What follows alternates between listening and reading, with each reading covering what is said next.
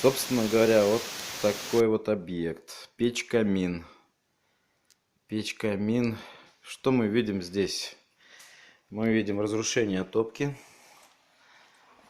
Здесь все кирпичи, опа, как видите, нестабильны. Все вот торчит.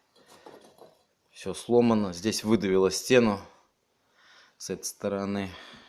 Соответственно, надо будет полностью все это дело перекладывать. Надо будет ставить двери на короб, перекладывать верхнюю часть кирпича, чтобы более-менее выровнять. Также имеется проблема в каналах. Я не смогу это снять, но поверьте мне на слово, все каналы держатся на гвоздях, никак не перевязаны. Кирпичи внутри обрушаются, перекрывая каналы, соответственно, делая задымление и невозможным отопление дальнейшей печи. В общем, вот это придется все разобрать.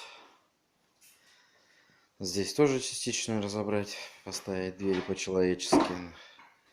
Во время демонтажа и после демонтажа обязательно все засниму.